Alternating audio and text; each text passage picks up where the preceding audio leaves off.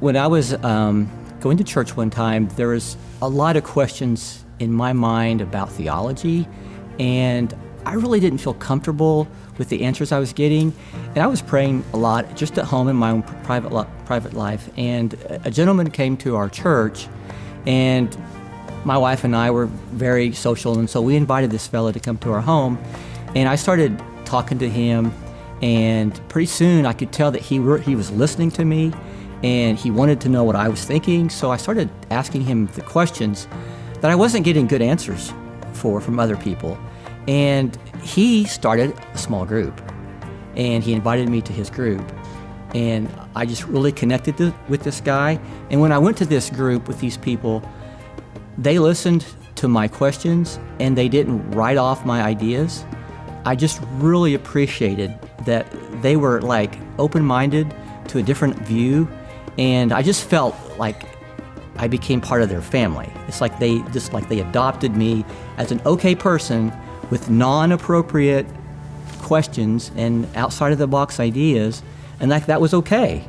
And it just really kind of drew me into fellowship with other Christians in a way that I'd never experienced before.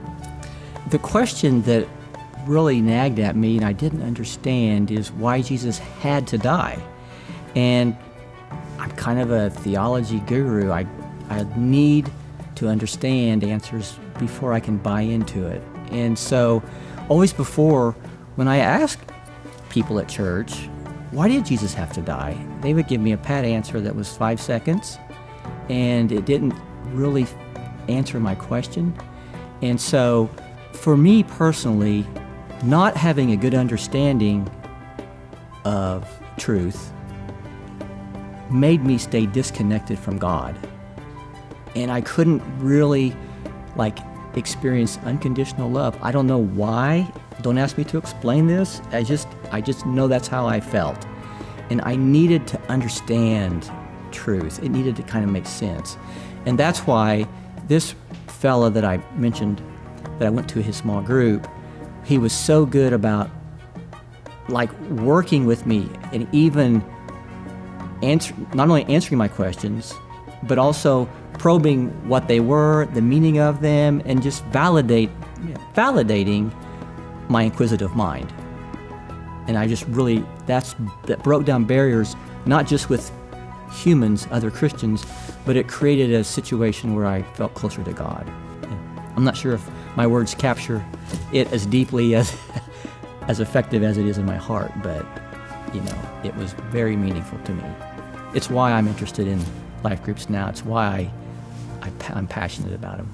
A really huge aspect of spiritual growth for me through life groups is because it was so important that someone listened to me ask questions that were outside the box. I've now come to really appreciate the value of listening to other people and encouraging them to be real, to be authentic, and to really talk about the issues that are deep in their heart. I would tell someone who has questions, spiritual questions, or any question about life, to first maybe find a friend, someone and just talk to them about that, and it may take more than one friend to find that connection, someone that cares about you and that cares about your personal needs and wants, and then form a group start your own group from that group of people. And because it might be hard to just walk into any old group and know that you can share outside the box questions.